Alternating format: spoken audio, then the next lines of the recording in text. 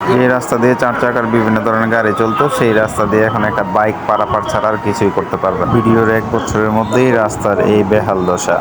এটা আমাদের সকলের পরিচিত ভাগডি টু কাদের মোল্লা ইন্টারন্যাশনাল স্কুলের সেই রাস্তা। কিছুদিন আগেই যখন আমি একটা ব্লগ করেছিলাম, 20 ফিটের খাল বালি ফেলে ভরাট করে চিকন পাইপ ফেলে খাল যখন নষ্ট করা হয়েছে, তখন বৃষ্টির পানি যখন নামতে পারেনি, এলাকার কিছু পণ্ডিত মহাশয়রা ওই বৃষ্টির পানি নামানোর জন্য কৃত্রিমভাবে রাস্তার নিচে দিয়ে সরু একটা পাইপ দিয়েছিল, ওই পাইপের মতন।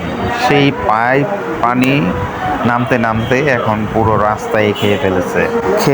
সাথে সাথে এই রাস্তা দিয়ে চলাচলকারী প্রশাসন থেকে শুরু করে পৌরসভার সেই সকল কর্মকর্তা কর্মচারীদের মাথা পর্যন্ত। চিন্তা করে দেখুন, একটা রানিং রাস্তা এইভাবে পড়ে আছে, কিন্তু কারো কোনো নজর নেই।